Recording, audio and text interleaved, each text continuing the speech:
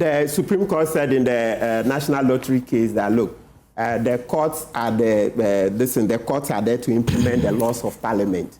So, Sam, when we open the law and read Section 40, it says don't do it without the prior authorization of the minister. That's why I said conforming the action, right? Just to make the meaning that so many people do things and get away.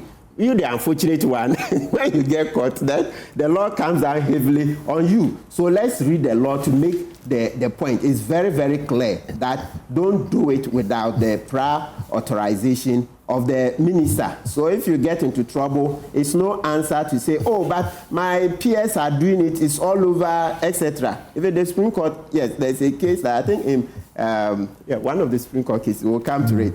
So let's get the Section 14. It says, a mineral right shall not in whole or in part be transferred, assigned, mortgaged, or otherwise encumbered or dealt in a manner without the prior approval in writing of the minister. Blah, blah, blah.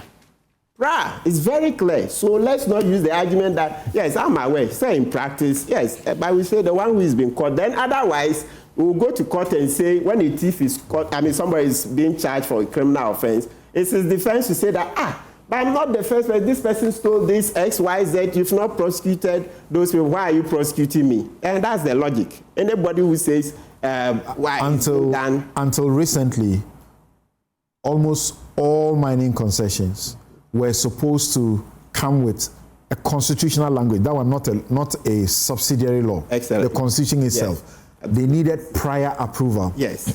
Almost all mining concessions didn't have prior approval of Parliament. Yes. But they existed. Yes. They worked. The states belatedly did that for them. Yes. You don't think that you should think about the substance of what they are doing, that they lost Yelma and now they've gotten Trafigura, who is putting in $65 million US. So they are in the process. Should they not be given the opportunity to do what should be able to help them pay the debts and also revive the mine and provide the jobs? And as we understand, now it is providing jobs for 1,400 direct jobs and indirect jobs, to the locals who are there. Okay, let me show this. That 1,400, it's been approximated. When I engaged Heath Goldfields, they gave me 1,357. So it's an approximation. I'm fine, but I'm just telling you that. So it tells you that I've heard the other side. Now let me show you. Those direct jobs, it's what do you call it? That's a total figure, right?